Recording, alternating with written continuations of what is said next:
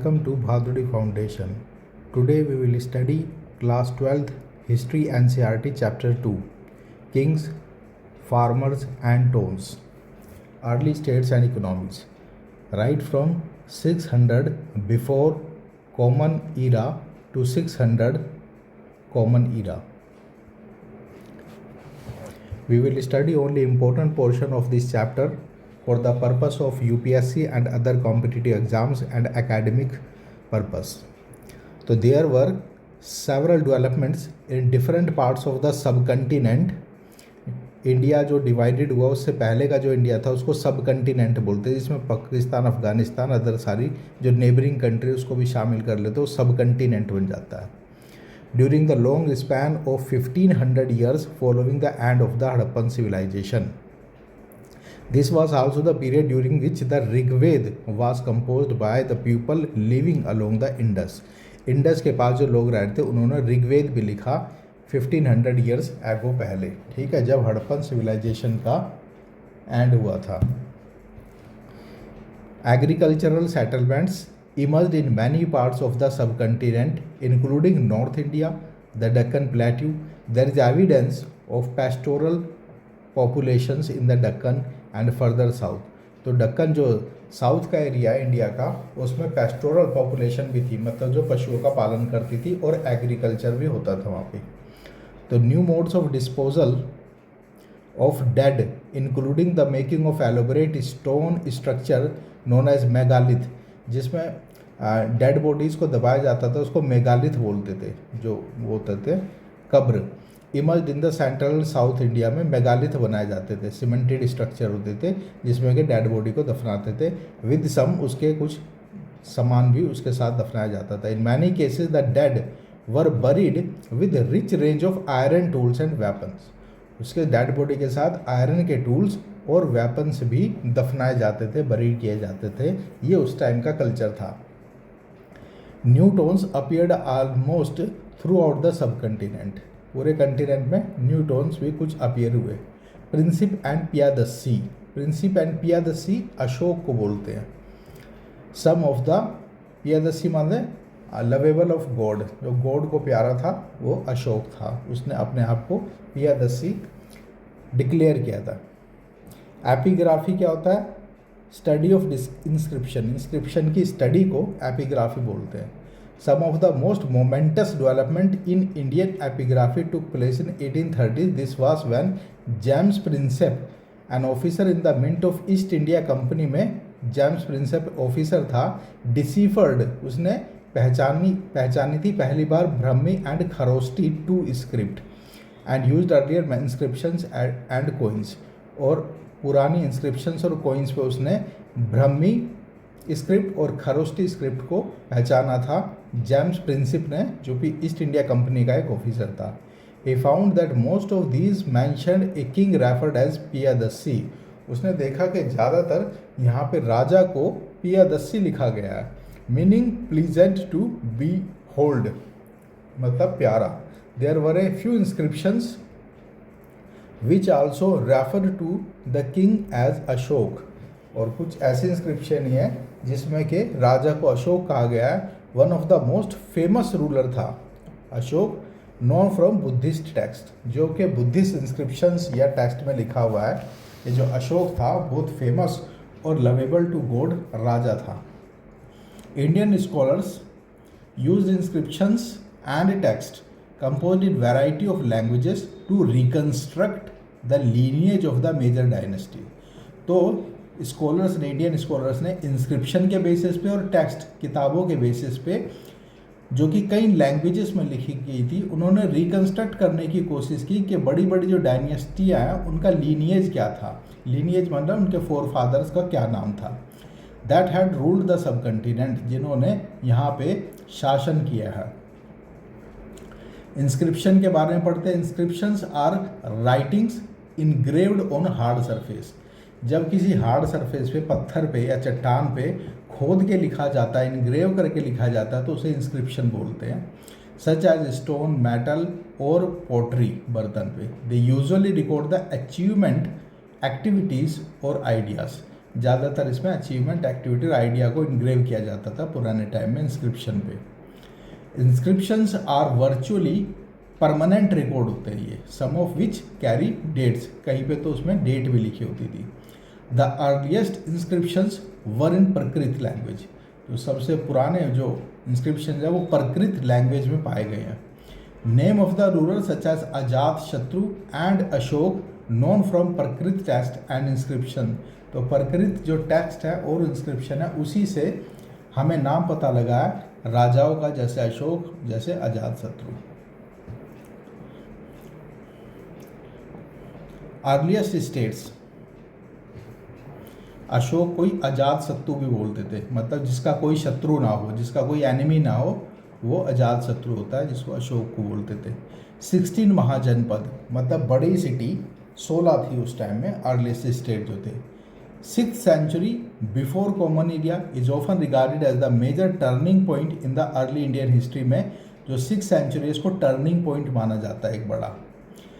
16 state थे, 16 state known as महाजनपद, जैसे अभी हमारे इंडिया में 29 स्टेट है, तो उस टाइम एनिशेंट इंडिया में 16 महाजनपद थे। जनपद माने छोटा स्टेट, महाजनपद माने बहुत बड़ा स्टेट था, जिनके नाम ऐसे हैं वज्जी है, मगध था, कौशल, कुरु, पंचाल, गंधार, अवंती अकर फ्रिक्वेंटली, तो ये कुछ मेन नाम है, Vajji, Magadha, Kosala, Kuru, Panchala, Gandhara, Avanti. While most mahajanapadas were ruled by kings, ज़्यादातर जो महाजनपद है राजाओं द्वारा रूल होते थे। सम नोन एज गण और संघ भी बोलते थे उनको, राजाओं को। Where oligarchies where power was shared by number of man often collectively called rajas. Both Mahavira and the Buddha belong to the gana, तो महावीर और जो बुद्धा है दोनों ही गण से रिलेटेड थे, मतलब राजा के कुल से रिलेटेड थे।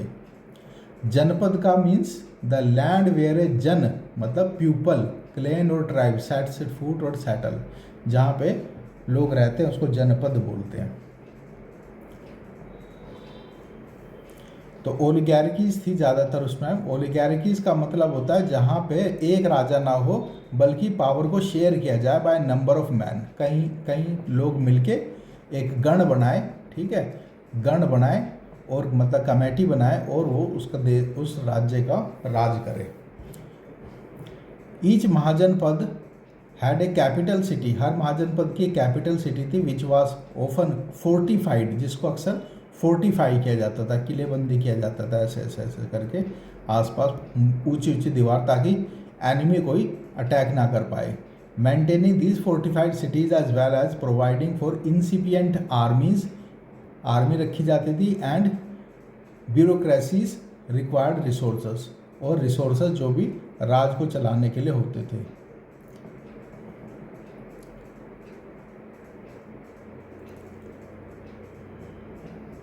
Brahmans began composing Sanskrit text, ब्राह्मणों ने संस्कृत में टेक्स्ट कंपोज किए, नोन एज धर्मसूत्र, जिनको धर्मसूत्र बोलते थे। These laid down norms for rulers, इन्होंने राजाओं के लिए नियम बनाए धर्मसूत्र में ब्राह्मणों ने। As well as for other social category, दूसरी सोशल कैटेगरी के लिए भी, कि ब्राह्मण पूजा करेगा, क्षत्रिय देश की रक्षा करेगा, शूद्र जो है इन तीनों की सेवा करेगा, ऐसे करके धर्मसूत्र में ब्राह्मणों ने रूल बना दिए। Who were ideally expected to be Kshatriya, rulers were advise to collect taxes, जो राजा थे वो टैक्स कलेक्ट करेगा, एंड ट्रिब्यूट फ्रॉम कल्टिवेटर, किसानों से, ट्रेडर से, एंड आर्टिसन से।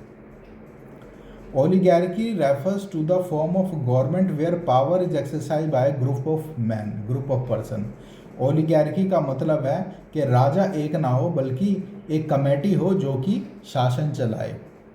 First among us the 16 mahajanapada, 16 mahajanapada में से फर्स्ट कौन था? Between 6th and 4th century before common era, Magadha in present day Bihar, Magadha जो प्रेजेंट में बिहार में है, became the most powerful mahajanapada, सबसे ज़्यादा ताकतवर महाजनपद जो था वो मगध था बिहार में। अभी Magadha was a region where agriculture was especially productive, और मगध में एग्रीकल्चर में बहुत ज़्यादा प्रोडक्शन होता था, इसलिए मगध अमीर राष्ट्र भी था।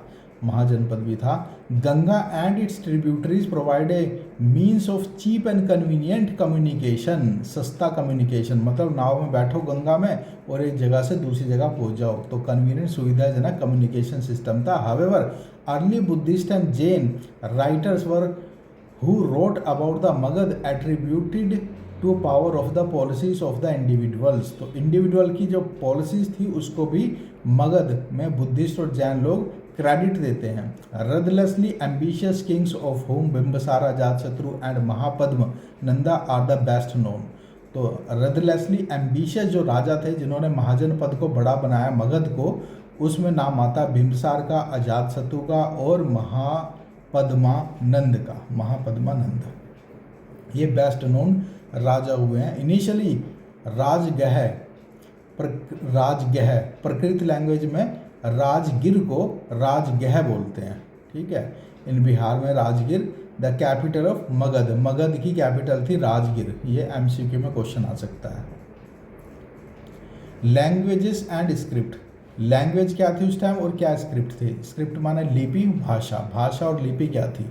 जैसे लिपि देवनागरी है हिंदी की, हिंदी भाषा है, और लिपि देवनागरी है, ऐसे ही most Ashokan inscriptions were in the Prakrit language, तो भाषा उस टाइम प्रकृत थी। While those in the north west and subcontinent were in Aramaic and Greek, ये भाषा भी थी। कहाँ पे थी? नॉर्थ वेस्ट में, सब कंटिनेंट में, नॉर्थ वेस्ट मतलब राजस्थान की टाइप, अफगानिस्तान और राजस्थान की तरफ अरामिक और ग्रीक भाषा भी चलती थी।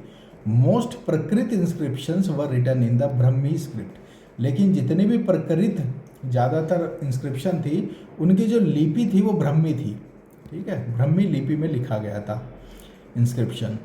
Aramaic and Greek scripts were used for the inscription इन अफगानिस्तान, ये बोला नॉर्थ वेस्ट में अफगानिस्तान, तो अरामिक और जो ग्रीक इंस्क्रिप्शंस थी वो अफगानिस्तान में पाई गई है, लिखी गई थी। Early empire, the growth of Magadha, Magadha का जो ग्रोथ था कल्मिनेटेड माने हाईएस्ट पॉइंट पे पहुंचना, बिल्कुल हाईएस्ट पे, मगध हाईएस्ट चोटी पे पहुंच गया था in the emergence of the Maurya empire के टाइम। जब मौर्य राजा थे तो मगध को उन्होंने विकास करके बिल्कुल हाईएस्ट अपेक्स लेवल पे पहुंचा दिया था। Chandragupta Maurya who founded the empire, जिसने मौर्य एम्पायर की नींव रखी थी, जिसका नाम था चंद्रगुप्त मौर्य, फर्स्ट राजा मौर्य राजा जो था 321 BCE में आया था, जो एमसीक्यू में आ सकता है कि मौर्य वंश की स्थापना, मौर्य एम्पायर को किसने स्टैब्लिश किया था? तो चंद्रगुप्त मौर्य ने किया था। Extended control as the north west as Afghanistan और बलूचिस्तान तक उसने अपने राज्य को बढ़ा दिया था। एंड इज ग्रैंडसन अशोक, और उसका चंद्रगुप्त मौर्य का पोता था, ग्रैंडसन था Ashoka, arguably the most famous ruler of the early India, सबसे फेमस प्रसिद्ध रूलर अशोक था। कनकर्ड कलिंगा, उसने कलिंगा को भी जीत लिया था, कलिंगा तक जीत लिया था। कलिंगा कहाँ पड़ता? उड़ीसा में पड़ता है। तो अफगानिस्तान से लेकर उड़ीसा तक पूरा मौर्यन साम्राज्य था। तो सबसे बड़ा जो महाजनपद था वो मगध था। इस हिसाब से मौर्य साम्राज्य में मोस्टली अशोक के टाइम में, Ashoka was the first ruler who inscribed, जिसने मैसेज इंस्क्राइब किए to the subjects, to he subjects, अपने प्रजा के लिए, सब्जेक्ट माने प्रजा, and officials on the stone, और ऑफिशियल्स के लिए स्टोन सरफेस पे। He use the inscriptions to proclaim what he understood to be dhamma, उसने इंस्क्रिप्शन करवाए, लिखवाए जो वो धम समझता था। धम ये फिर से प्रकृत भाषा में है, धम माने धर्म, रिलीजन। एडमिनिस्ट्रिंग द एम्पायर, अब एम्पायर कैसे चलता था, कैसे प्रशासन चलता था? There were 5 major political center थे in the empire. Capital Pataliputra था and the provincial center of Takshashila, Ujjayini, Toshali, Suvarnagiri, all mention in Ashoka inscription, सारे अशोका इंस्क्रिप्शन में मेंशन है, और ये मेन सेंटर्स ऑफ पावर थे। Virtually the same message engraved everywhere, सारा एक जैसे मैसेज अशोका के हर जगह इंस्क्रिप्शंस पे बनाए गए थे। Swarnagiri literally the golden mountain, स्वर्ण माने सोना, गिरी माने पहाड़, तो सोने का पहाड़, इसका मतलब है was possible important for tapping the gold mines, तो वहाँ पे कर्नाटका में था गोल्ड माइंस, सोने की खान थी, वहाँ पे सोना निकाला जाता था।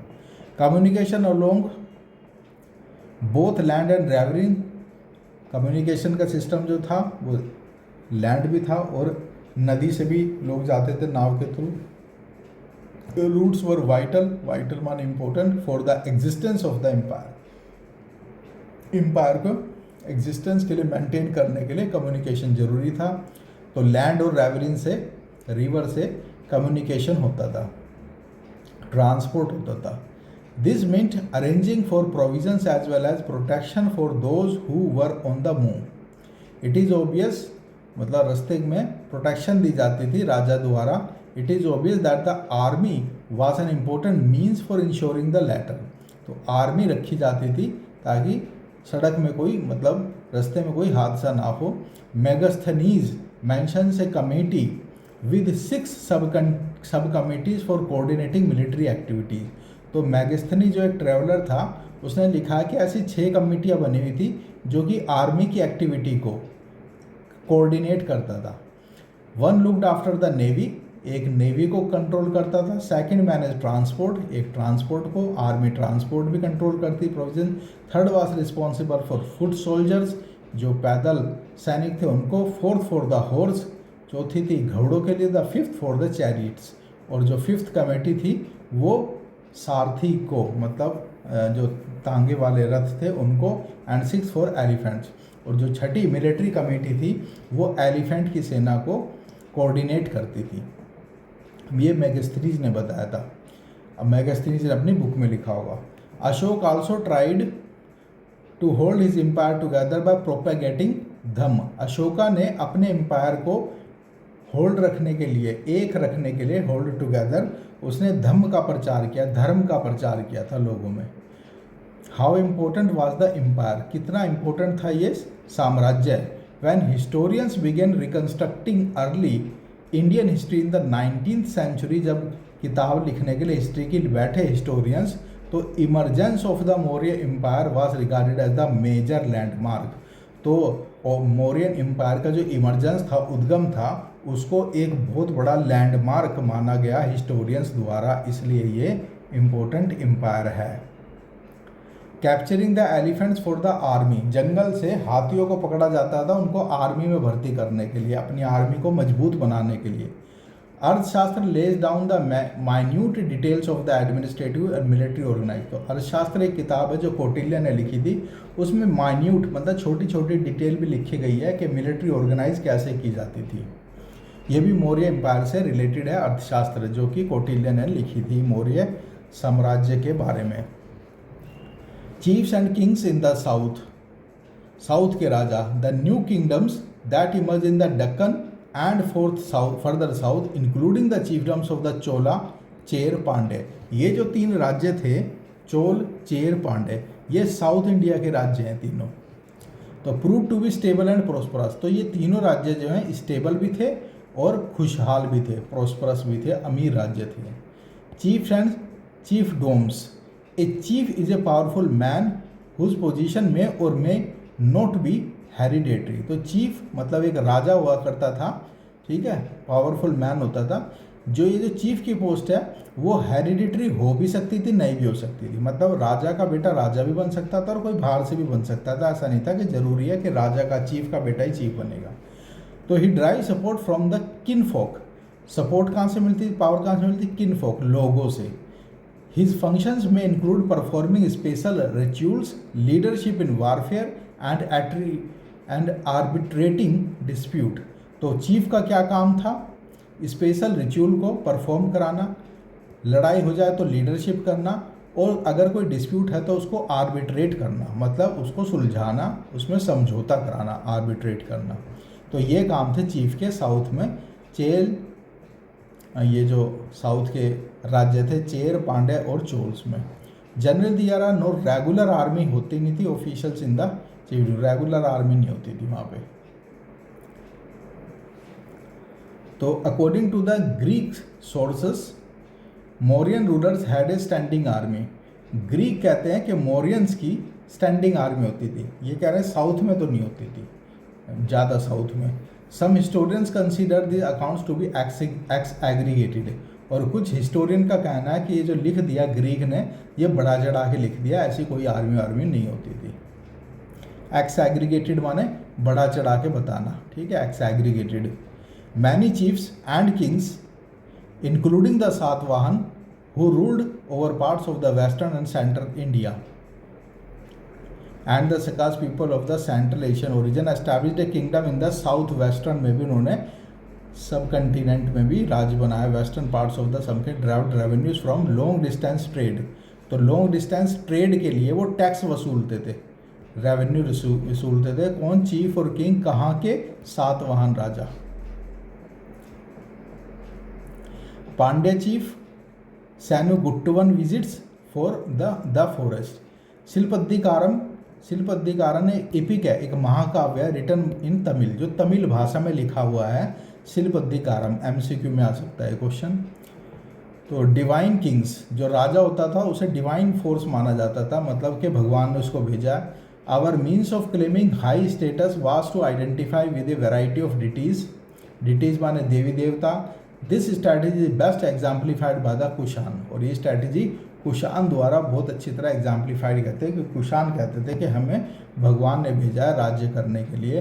Colossal statue of Kushana rulers have been found installed in the shrine at Mat near Mathura, तो मथुरा में कुषाण राजाओं की स्टैच्यू मिली है। Some historians feel this indicate that the Kushanas considered themselves god like, तो कुछ हिस्टोरियनों का ये कहना है जो कुषाण राजा था वो अपने आप को भगवान के तुल्य समझते थे, भगवान समझते थे। Many Kushana rulers also adopted the title devaputra, तो ज़्यादातर कई कुषाणों ने, जो कुषाणों के राजा थे, उन्होंने अपना नाम देवपुत्र रखा था, मतलब सन ऑफ गॉड, भगवान के लड़के, क्योंकि वो लोगों में प्रचलित होना चाहते थे कि हम भगवान के वो हैं पुत्र और हमारी कहना मानो। Prayaga prashasti also known as the Allahabad pillar inscription, तो इलाहाबाद का जो पिलर इंस्क्रिप्शन है, पिलर पे जो इंस्क्रिप्शन खोदाई करके बनाया, तो उसे प्रयाग प्रशस्ति उसका नाम है। Compose in Sanskrit by Harisena, Sanskrit भाषा में लिखा है, और किसने लिखा था? हरिसेन ने लिखा था। कोर्ट पोएट ऑफ समुद्रगुप्त, वो समुद्रगुप्त का कोर्ट का पोएट था, कवि था, समुद्रगुप्त का रखा हुआ। Arguably the most powerful of the Gupta ruler, अब गुप्ता रूलर शुरू हो गया, तो गुप्त राजाओं में सबसे ज़्यादा जो ताकतवर राजा था वो समुद्रगुप्त था। उसका एक कवि था हरिसेन, उसने संस्कृत भाषा में प्रयाग प्रशस्ति लिखी थी, मतलब इलाहाबाद पिलर इंस्क्रिप्शन लिखा था। इन प्रेस ऑफ समुद्रगुप्त के प्रशंसा में क्या लिखा था? This is excerpt from the Prayaga prashasti, ये प्रयाग प्रशस्ति में लिखा हुआ है, ठीक है। He was without an antagonist on earth, तो उसकी प्रशंसा में कवि ने यहाँ तक लिख दिया कि उसका कोई एंटागोनिस्ट नहीं है, पूरी पृथ्वी पर समुद्रगुप्त का कोई शत्रु नहीं है। एंटागोनिस्ट माने एनिमी उसका नहीं है। तो कवि जो थे वो अपने राजाओं के बारे में बढ़ा चढ़ा के लिखते थे, बदले में कवि राजा उनको पैसे देता था ज़्यादा। सुदर्शन लेक इन गुजरात में एक सुदर्शन लेक है, बहुत ही ब्यूटीफुल है। Sudarshan lake was an artificial reservoir, मतलब मैन मेड नदी है, ये लेक है सुदर्शन लेक, जो कि गुजरात में है। Changing country side, popular perceptions of king, अब ज़्यादातर लोग राजा के बारे में क्या सोचते थे, परसेप्शन क्या थी लोगों की। What did subjects think about the rulers के बारे में उसके सब्जेक्ट्स क्या सोचते थे। सब्जेक्ट माने प्रजा क्या सोचती थी। Ordinary people nearly left accounts of their thoughts and experiences. Nevertheless, historians have tried to solve this problem by examining stories contained in the anthologies. तो लोकल कहानियाँ बनी होती हैं छोटी छोटी, उसके हिसाब से हिस्टोरियन ने समझने की कोशिश की कि प्रजा राजा के बारे में क्या सोचती थी। सच एज द जातक छोटी छोटी कहानियाँ होती है, जैसे कि पंचतंत्र और जातक में छोटी छोटी कहानियाँ उस टाइम की होती थी राजा और प्रजा के बारे में। तो उससे पता लगता है कि प्रजा राजा के बारे में क्या सोचती थी। जातक्स वर रिटन इन पाली, तो जातक जो है पाली भाषा में लिखे गए थे around the middle of the first millennium में। One story known as the Gandatindu Jataka describe the plight of the subjects of the wicked king, तो एक गंडातिंदु जातक कहानी है जिसमें कि प्रजा की प्लाइट माने कंडीशन के बारे में बताया गया है, जो कि एक विग्ड किंग थी, मतलब राजा जो था, बुरा वाला राजा था, बैड किंग था, उसकी प्रजा की कंडीशन क्या थी उसके बारे में ये कहानी है, जातक है। King went on in disguise, उसमें क्या था, राजा ना भेष बदल के, डिस्गाइज करके, to find out what is subjects, के ये देखने के लिए कि उसकी जो प्रजा है वो क्या समझती है, thought about him, each one of them cursed him, तो जो प्रजा, जिस भी प्रजा के लोगों से उसने पूछा, उसने सब ने राजा को कर्ज किया, मतलब उसको गंदा बोला, फॉर दियर मिजरीज, अपनी परेशानियों के लिए, complaining that they were attacked by robbers, के चोर उनका धन लूट लेते हैं नाइट में, tax collector during the day, और टैक्स भी उनसे ज़्यादा लिया जाता, to escape from the situation people abandoned their village, और ऐसी परिस्थिति से बचने के लिए, स्केप करने से लिए लोगों ने अबेंडेंड, अपना घर छोड़ दिया, अपना गांव छोड़ दिया, went to live in the forest, और जंगल में जाके रहने लगे। तो at this story indicate the relationship between the king and his subject, तो ऐसी स्टोरी बताती है कि राजा और प्रजा के बीच में क्या रिलेशन थे। स्ट्रैटेजीज फॉर इंक्रीजिंग प्रोडक्शन बढ़ाने के लिए क्या स्ट्रैटेजी थी, transplantation is used for the paddy cultivation in the areas where water is plentiful, तो जहाँ पे पानी काफ़ी मात्रा में था वहाँ पे ट्रांसप्लांटेशन किया जाता था। Seeds are first broadcast, seed पहले फेंके जाते थे, ब्रॉडकास्ट किए थे। When the saplings have grown, जब सैपलिंग, एक छोटी डंडे निकल जाती थी, are transplant the water log field, फिर उसको भरे हुए पानी के मैदान में उगाया जाता था, बोया जाता था। This sources a higher ratio of survival of the saplings, higher yielding, तो इससे क्या होता था, ज़्यादातर सैपलिंग सर्वाइव कर जाती थी अच्छे से। मनुस्मृति क्या है, one of the best known legal text है ऑफ अर्ली इंडिया, शुरुआत एनिशिएंट इंडिया का एक लीगल किताब है मनुस्मृति। रिटर्न इन संस्कृत भाषा में लिखी गई है, compiled between 2nd century BC, before common era में लिखी गई है, 2nd सेंचुरी CE तक माना जाता है। This is what the text advice to the king, तो ये जो एडवाइस है ये राजा को दी जाती है, किसके, मनुस्मृति के द्वारा, मतलब इससे सोसाइटी में डिवीज़न के लिए बोला गया था मनुस्मृति। ये बहुत ही अनजस्टिफाइड किताब थी, जिसमें सोसाइटी में डिफरेंसेस पैदा किए गए थे कि राजा को ये काम करना चाहिए, इनके मैन के राइट अलग है, वुमेंस के राइट अलग हैं, और ब्राह्मण के राइट्स ज़्यादा हैं, दूसरी कास्ट के कम है। तो ये जो किताब थी वो समाज में डिवीज़न पैदा करने के लिए लिखी गई थी। कंट्रोवर्सी इस पे constantly arise due to the ignorance of the boundaries, he should have concealed boundaries. Another strategy, बस ये याद रखना है कि मनुस्मृति काफ़ी डिस्प्यूटेड और कंट्रोवर्शियल किताब है, संस्कृत भाषा में मनु ने लिखी थी Manusmriti. Another strategy to adopt increase agricultural production was the use of irrigation, दूसरा जो स्ट्रैटेजी थी एग्रीकल्चर प्रोडक्शन बढ़ाने की वो था इरिगेशन को यूज़ करना। Construction of irrigation works, the latter usually powerful man including Kings often recorded such activities in the inscription में भी राजाओं ने इरिगेशन के बारे में लिखा है। अर्ली तमिल लिटरेचर, तमिल में जो लिटरेचर लिखे गए थे जिनको संगम टेक्स्ट बोलते हैं, साउथ के जो टेक्स्ट हैं उनको संगम टेक्स्ट बोलते हैं, क्योंकि वहाँ संगम मतलब एक बैठक होती थी जिसमें लोग मिलके बैठते थे और ये चीज़ें कंपाइल करते थे। Mentions different categories of people living in the village, large land owners और वेल्लार, प्लॉयर्स और उजावर एंड स्लेव्स और adimai. Categories of people living in a village, large land owners, ये लोग रहते थे उसमें संगम मतलब तमिल एरिया में साउथ में। गृहपति कौन होता था? गृहपति वाज द ओनर, मास्टर और head of the house hold. घर के मेन आदमी को गृहपति बोलते थे, who exercise control over the women, children, slaves and workers who shared A common residence, जो एक जगह सारे रहते थे और उनको हेड करता था गृहपति। हर्षचरित्र क्या है? इस द बायोग्राफी है किसकी? हर्षवर्धन की, जो रूलर था कन्नौज का।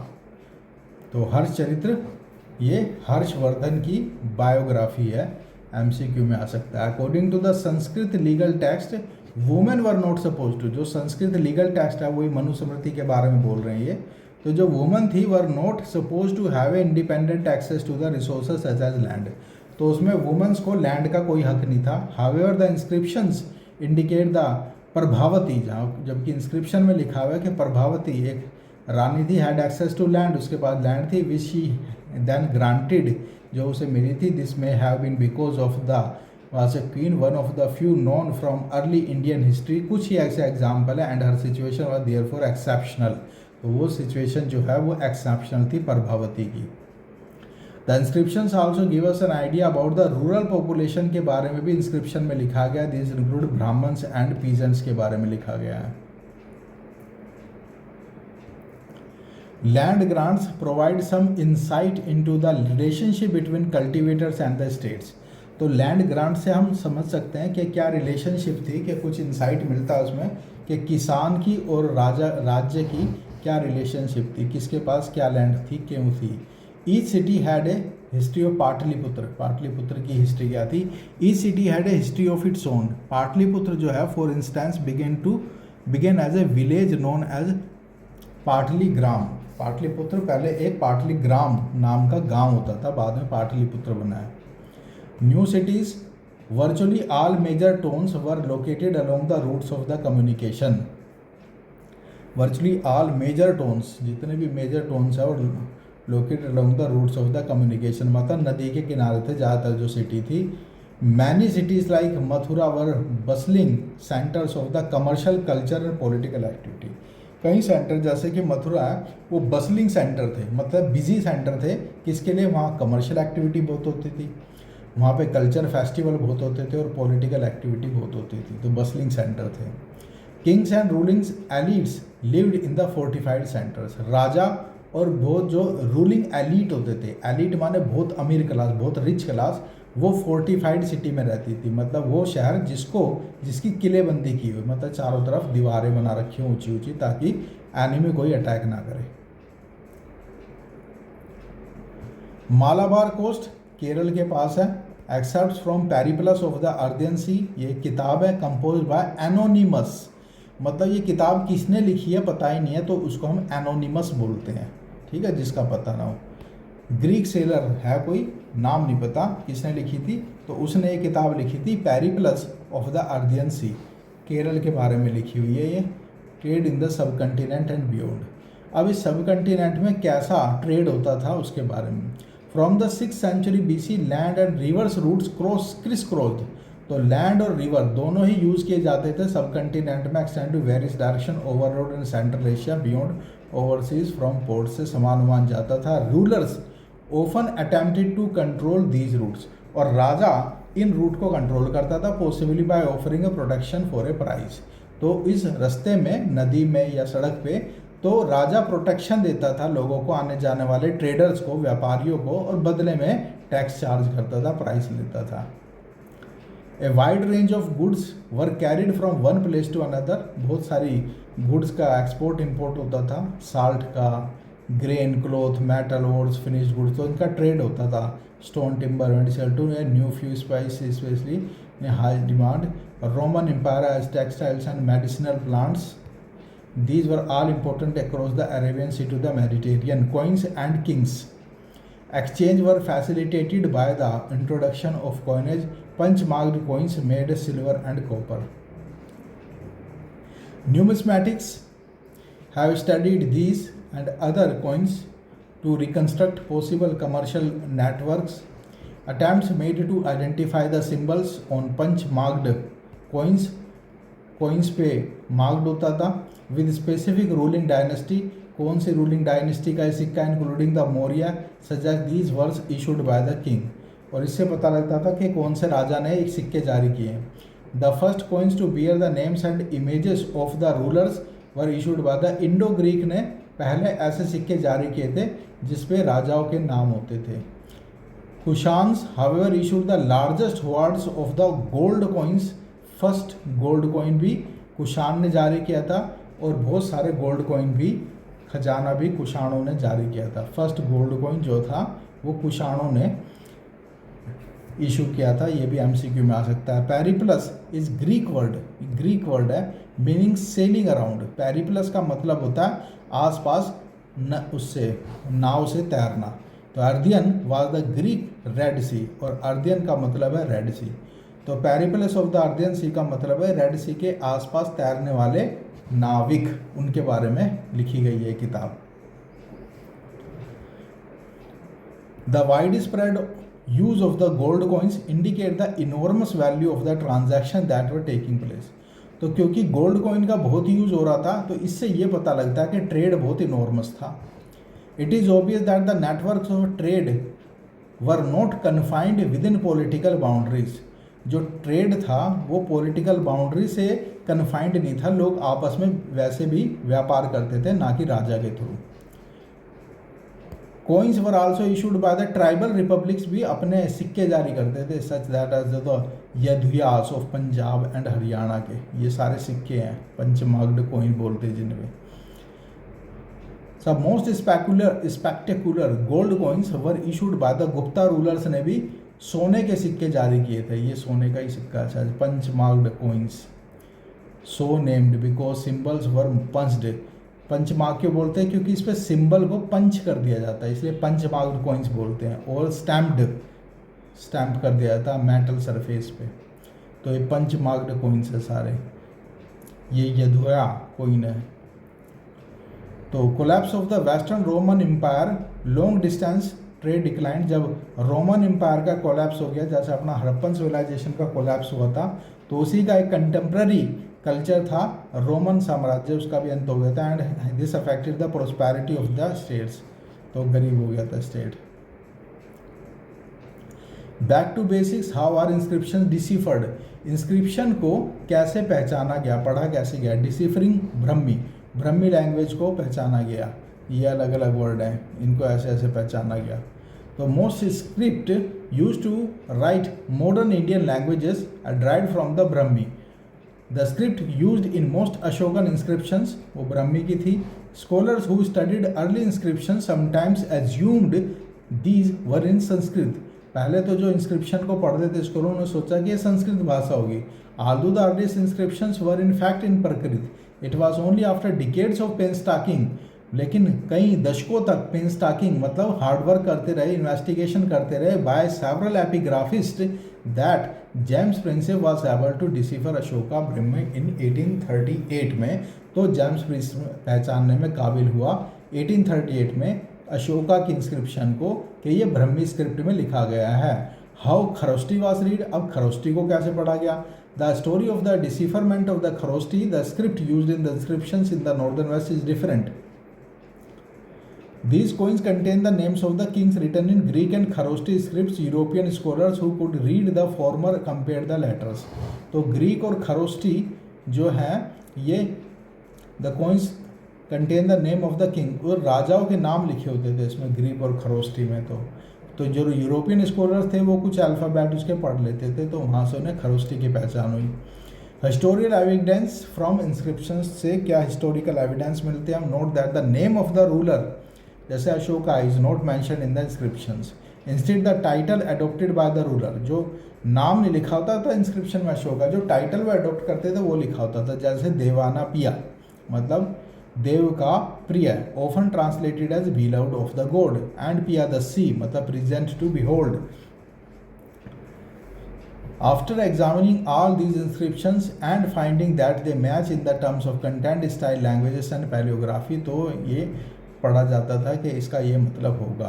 Anguish of the king, राजा का गुस्सा। When the king Divanapaya Piyadasi had been ruling 8 years, country the Kalinga as present day coastal Odisha was conquered by him। तो दीवानापी अशोका ने कलिंगा को भी जीत लिया था जब उसको गुस्सा आता था। Anguish of the king. Historians how to make other assessment as well. Most people were probably not literate. ज़्यादातर लोग हिस्टोरियंस ने ये देखा कि उस टाइम के लिटरेट नहीं थे।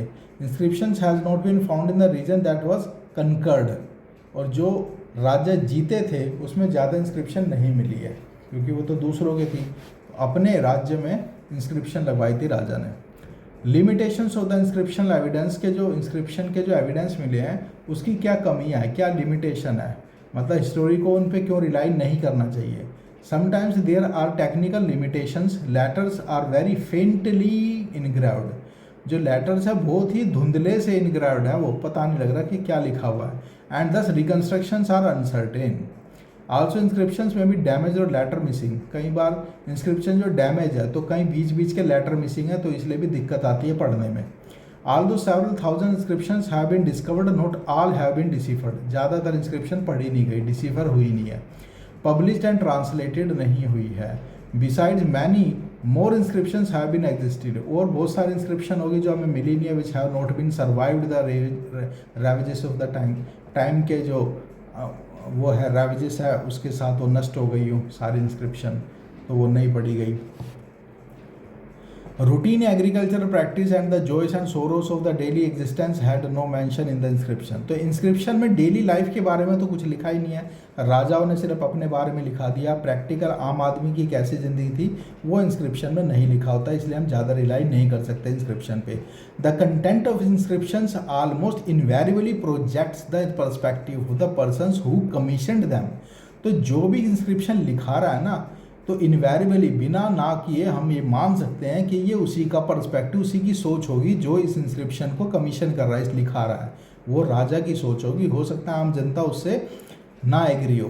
तो दे नीडेड टू बी जुक्स्टापोज्ड। तो जब भी हम किसी इंस्क्रिप्शन को पढ़ें तो साथ साथ हमें ये भी देखना चाहिए तो ये राजा की ओपिनियन है तो पब्लिक की ओपिनियन क्या है। तो जुक्स्टापोज्ड का मतलब होता है साथ साथ ऐसे रखना दो चीज़ों को और फिर कंपेयर करना, जुक्स्टापोज करना with other perspectives so as to arrive at the better understanding of the past, ताकि हम पास्ट की better understanding कर सके। Thus epigraphy alone does not provide a full understanding of the political and economic history को understand करने के लिए epigraphy is not a full proof या मतलब substantive evidence नहीं मान सकते उसको।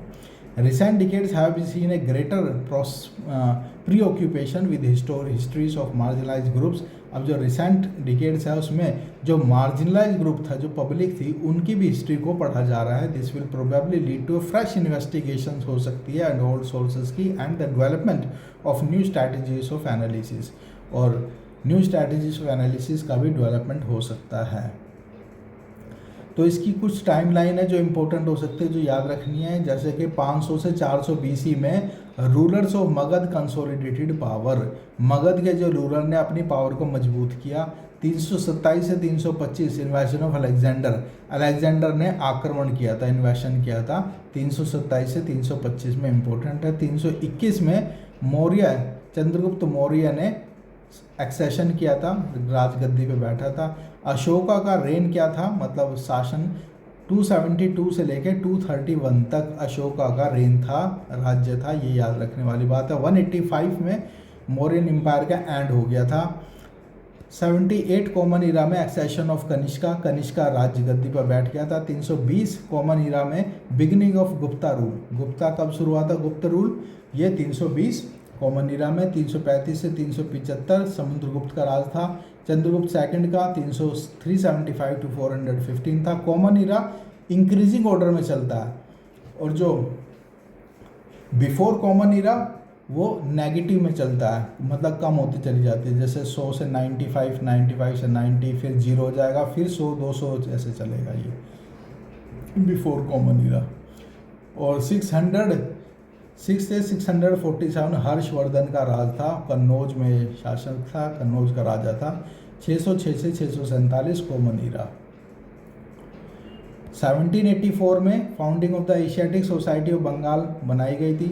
1838 में डिसिफरमेंट of Ashoka Brahmi, James Prinsep ने अशोका की ब्रह्मी स्क्रिप्ट को पहचाना 1838 में, ये इंपॉर्टेंट है। और 1877 में Alexander Cunningham published a set of Ashoka inscription को अलेक्जेंडर कनिंगम ने पब्लिश किया।